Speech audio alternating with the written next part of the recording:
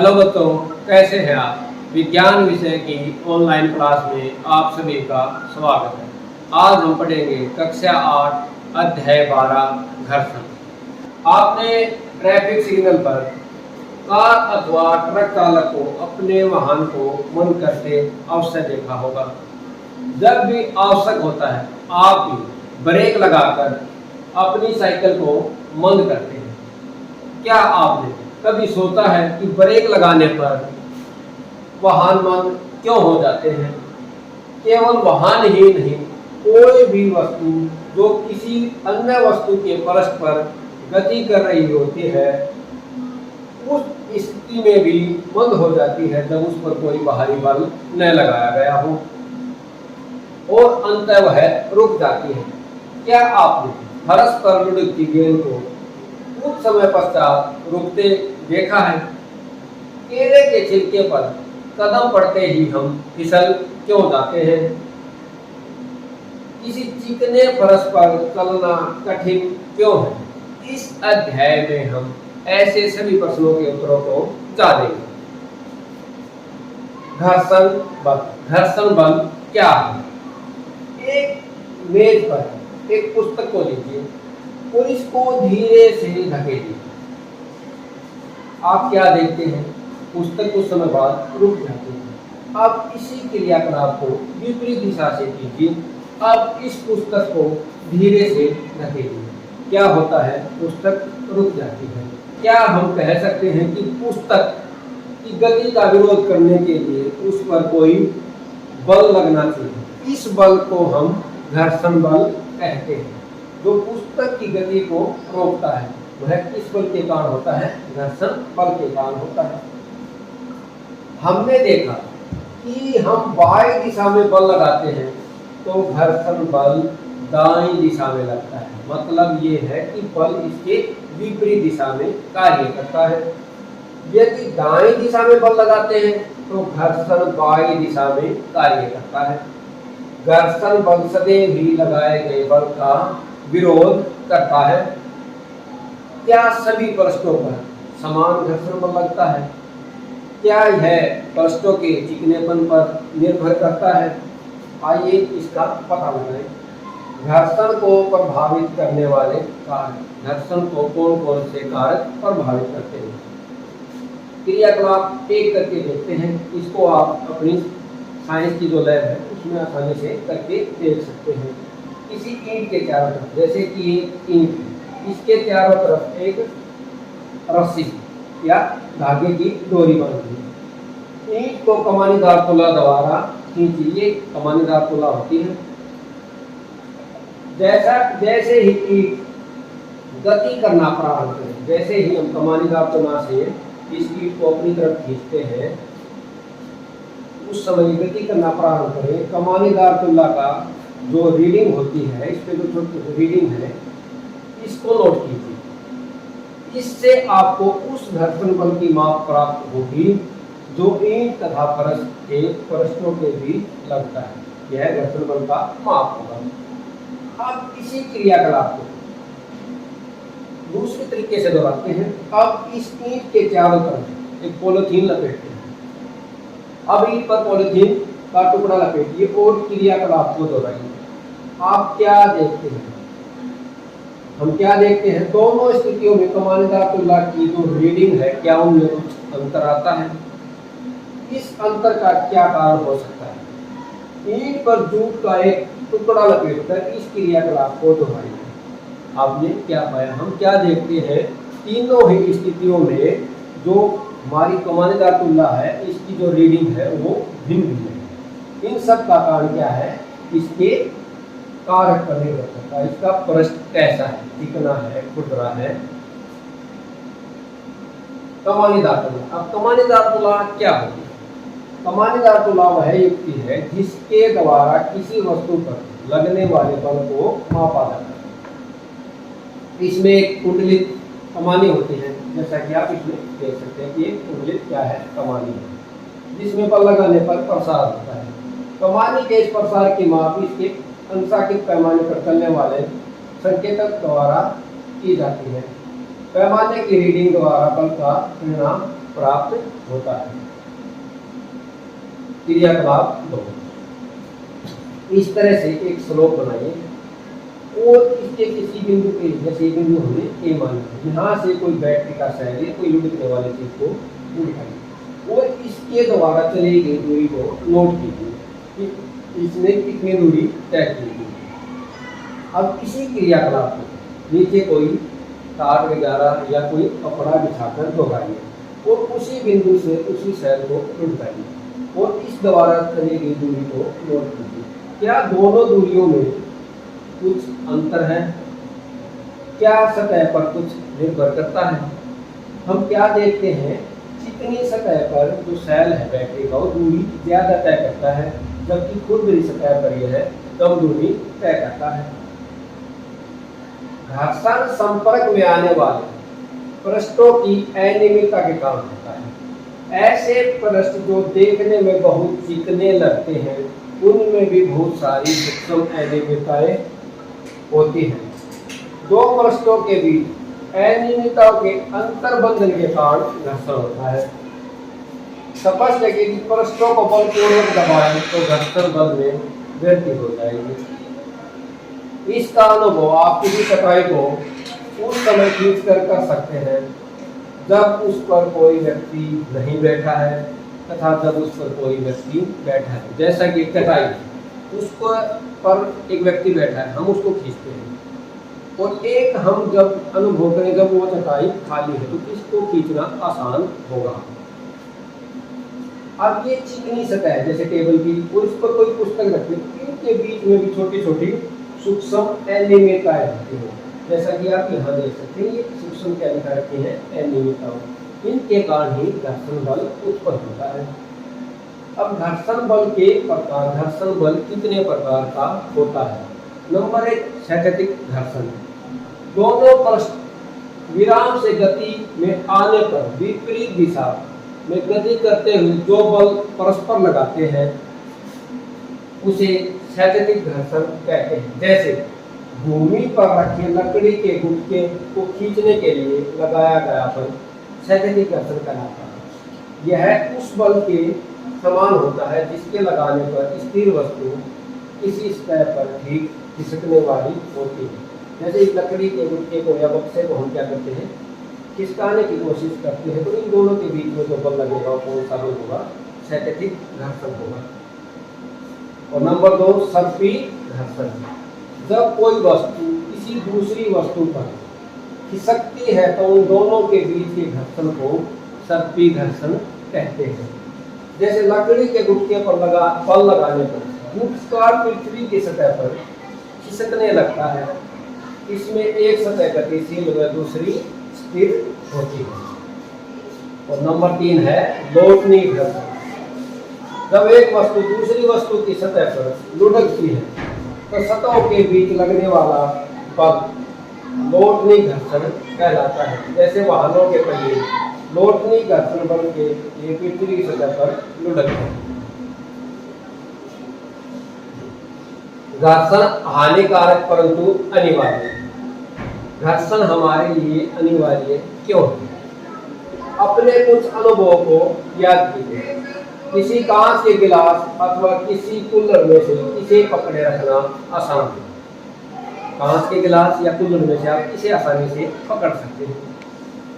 इसी गिलास का बाहरी, जो गिलास का क्या है, बाहरी परत, ये क्या हो, बाहरी परत। किसी गिलास का बाहरी परत चिकना है तो क्या उसे हाथ से पकड़ना आसान होगा अथवा कठिन हो जाएगा? मार्बल के गीले फर्श पर चलना आसान है या कठिन? क्या आप घर्षण न होने की स्थिति में चलने की कल्पना कर सकते हैं? घर्षण हमारे लिए अनिवार्य क्यों है? घर्षण न हो तो हम पेंसिल से लिख नहीं सकते, हमारी नोटबुक में हम पेन और पेंसिल से लिख नहीं पाते, या हम श्याम पट पर चौक से लिख नहीं पाते यदि घर्षण बल न होता। यदि सड़क तथा वाहन के टायरों के बीच घर्षण न हो तो उन वाहनों की गति न द्वारा की जा सकती है और न ही उन्हें रोका जा सकता था और न ही दिशा परिवर्तित की जा सकती थी। और नंबर 3, घर्षण के बिना कोई भवन नहीं बन सकता। और नंबर 4, घर्षण के बिना हम किसी दीवार में कील को नहीं ठोक पाते, जैसा कि आप चित्र में देख सकते हैं। घर्षण के कारण ही हम किसी कील को दीवार के अंदर ठोक पाते हैं। यदि घर्षण न हो तो वस्तु गति आरंभ कर दे तो वह कभी नहीं रुकेगी। घर्षण के कारण ही वस्तु रुक पाती है। जैसे हम साइकिल के ब्रेक लगाते हैं तो घर्षण के कारण ही साइकिल रुकती है। घर्षण के कारण माचिस की तीली रगड़ने पर आग पकड़ती है। जैसे जो माचिस की तीली का जो बाहरी परत है वो खुरदरी सतह का होता है, उसमें जो हम तीली को रगड़ते हैं तो क्या हो जाता है, घर्षण के कारण उसमें आग लगती है। हमने देखा कि घर्षण हमारे लिए अनिवार्य क्यों है। अब घर्षण हानिकारक क्यों है? घर्षण हमारे लिए इस प्रकार हानिकारक है। घर्षण के कारण वस्तुएं घिस जाती हैं, चाहे वह बॉल बेयरिंग हो अथवा जूतों के सोल ही क्यों न हो। जैसा कि आप चित्र में देख सकते हैं, ये जो जूतों की तली है ये घर्षण बल के कारण ही घिस जाती है। आपने देखा होगा कि विद्युत मिक्सर को कुछ समय या कुछ मिनट तक चलाने पर उसका जार गर्म हो जाता है, क्योंकि घर्षण द्वारा ऊष्मा उत्पन्न होती है। और नंबर 3, वास्तव में जब हम किसी मशीन का उपयोग करते हैं तो घर्षण से उत्पन्न ऊष्मा के कारण अत्यधिक ऊर्जा नष्ट हो जाती है, तो हमारी ऊर्जा के बीच में हानि होती है। हमने देखा कि हमारे लिए घर्षण वांछनीय होता है जबकि हानिकारक भी है, और उस जगह में घर्षण को बढ़ाना पड़ता है या उस जगह पर हमें घर्षण को कम करना पड़ता है। घर्षण बढ़ाना तथा घटाना, कुछ परिस्थितियों में घर्षण वांछनीय होता है। क्या आपने कभी सोचा है कि आपके जूतों के तली खांचेदार क्यों होती है?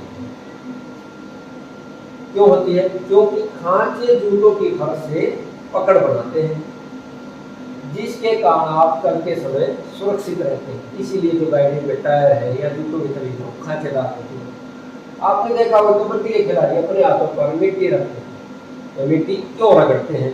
क्योंकि ताकि वो अपने प्रतिद्वंदी को अच्छी तरह से पकड़ सके, उनके बीच में घर्षण बल बढ़ जाए। तो यहाँ हम क्या कर रहे हैं, घर्षण बल को बढ़ा रहे हैं।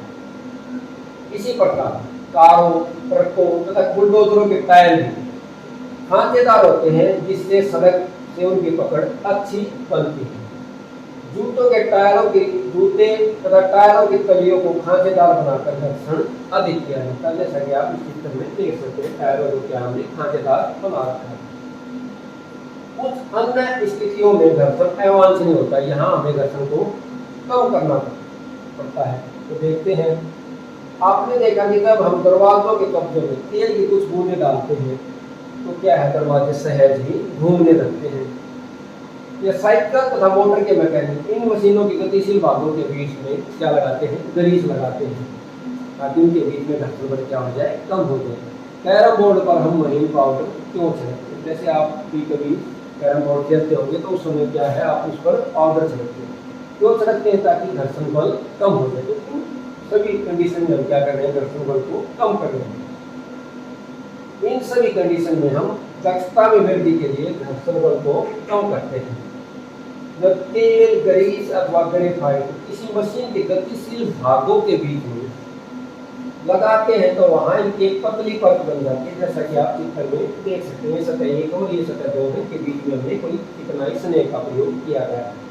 तो पतली परत बन जाती है तथा गतिशील परत सीधे ही एक दूसरे को रगड़ नहीं पाती। घर्षण कम करने वाले पदार्थ को स्नेह कहते हैं। उच्च मशीनों में स्नेह के रूप में तेल का उपयोग न करने की सलाह दी जाती है। वहां पर घर्षण कम करने के लिए गतिशील भागों के लिए वायु की गति का उपयोग किया जाता है, क्योंकि हर जगह पर हम तेल का उपयोग नहीं कर सकते, तो वहां पर हम किसका उपयोग कर रहे हैं, वायु की गतियों का उपयोग करते हैं। क्या पहिए घर्षण बल को कम कर देते हैं? आपने अटैची तथा में भारी सामानों पर रोलर जुड़े देखे होंगे। ऐसा क्यों होता है? जैसा कि आप चित्र में देख सकते हैं, यहाँ जो अटैची है इसके छोटे छोटे रोलर लगे हुए हैं। इसको एक क्रियाकलाप से समझिए। एक बेलनाकार आकृति की कुछ पेंसिल ली थी, जो बेलनाकार आकृति की है कुछ पेंसिल ली थी, जैसा कि इस चित्र में आप देख सकते हैं। इनके ऊपर कोई मोटी पुस्तक रखिए। आप पुस्तक को धकेलिए, आप पुस्तक को धीरे से एक दिशा में धकेलिए। मान लिया इस दिशा में हम धकेलते हैं पुस्तक को मैं इस दिशा में धकेलता हूँ।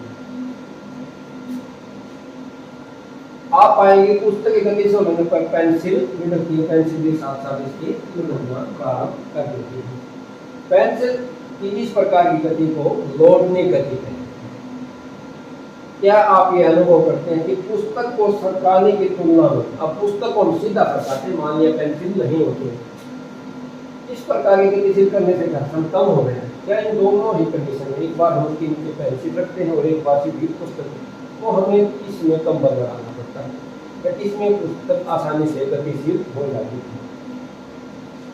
क्या आपने भारी मशीनों को उनके नीचे लकड़ी के लट्ठे रखकर एक स्थान से दूसरे स्थान पर ले जाते देखा? ये सब क्या होता है, जो पहिए है घर्षण बल को क्या कर देते हैं, कम कर देते हैं। जब एक वस्तु किसी दूसरी वस्तु के पृष्ठ पर लुढ़कती है तो उसकी गति के प्रतिरोध को लोटनी घर्षण कहते हैं। लोटन घर्षण कम कर देते हैं, क्योंकि लोटनी घर्षण सर्पी घर्षण से कम होता है। इसलिए अधिकांश मशीनों में घर्षण को बार बेरिंग के उपयोग द्वारा लोटन में प्रतिस्थापित किया जाता है। इस तरह से ये जो बार बेरिंग का प्रयोग करके हम लोटन का उपयोग करते हैं। तरल घर्षण विज्ञान में गैसों तथा तरलों को एक ही नाम दिया गया है। अतः हम कह सकते हैं कि तरल इनसे होकर गति करने वाली वस्तुओं को घर्षण बल लगाते हैं। तरलों द्वारा लगाए गए घर्षण बल को हम कर्षण भी कहते हैं। स्पष्ट है, जब वस्तुएं किसी तरल में गति करती है तो उन्हें उन पर लगे घर्षण बल पर पार पाना होता है। इस प्रक्रिया में उनकी ऊर्जा की हानि होती है। इसलिए सभी वाहनों के डिजाइन इस प्रकार बनाए जाते हैं कि तरल घर्षण कम हो जाए। जैसा कि आपने एरोप्लेन और एक पक्षी, जो हवाई जहाज है और एक पक्षी की आकृति में समानता देख सकते हैं। एरोप्लेन का ऐसा डिजाइन क्यों किया गया है, ताकि तरल घर्षण को कम किया जा सके। अब आप निम्नलिखित प्रश्नों के उत्तर अपनी नोटबुक में लिखेंगे। आपने नंबर प्रश्न एक क्या है, रिक्त स्थानों की पूर्ति की। घर्षण एक दूसरे के संपर्क में रखते हैं। दो वस्तुओं के पृष्ठों के बीच का डैश विरोध करता है। तो यहाँ आपने क्या करना है, इसमें खाली स्थान में क्या आएगा। नंबर 2, घर्षण पृष्ठों डैश के पर निर्भर करता है। तो यहाँ खाली स्थान क्या है। घर्षण से डैश उत्पन्न होती है। तो घर्षण से क्या उत्पन्न होती है, डैश में आपने लिखना है।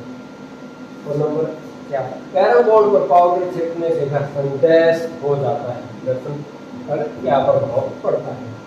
और नंबर 5, सर्पी घर्षण क्षैतिज घर्षण से डैश होता है। तो ये जो क्वेश्चन नंबर 1 है, इसकी आपने 5 स्थान पर अपनी नोटबुक में लिखना है। प्रश्न नंबर 2, खिलाड़ी कीलदार जूते क्यों पहनते हैं। और नंबर 3 प्रश्न, लोटनी घर्षण के 2 उदाहरण लिखो। और नंबर 4, घर्षण बल किन किन कारकों पर निर्भर करता है।